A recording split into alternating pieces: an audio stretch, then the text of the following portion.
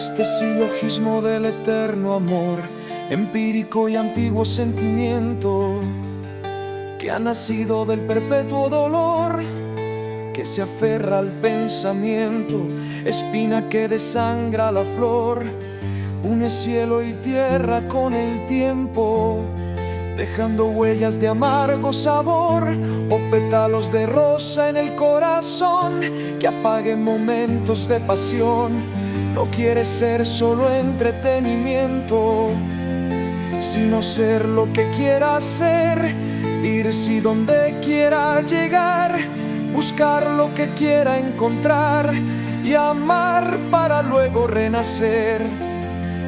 Porque el amor no es derroche, aunque venga sangrando y sangrante. Porque el amor pertenece al amante y pertenece a todo aquel que ama. Amor es más que techo, mesa y cama. Amor es unión de vocal y consonante. En tus manos callosas las espinas florecen como llagas de rosas rojas. Ay, muchacha, muchacha olorosa, que sobre niños caminas. Yo te amo, amor de mi vida.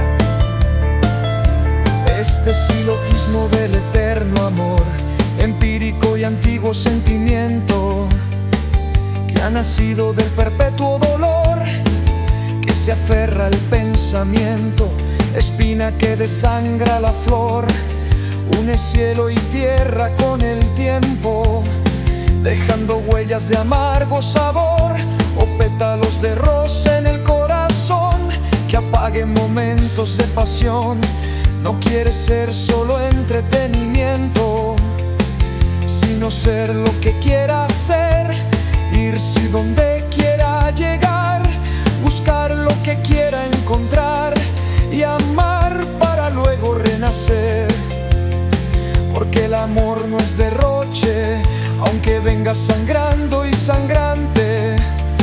Porque el amor pertenece al amante y pertenece a todo aquel que ama. Amor es más que techo,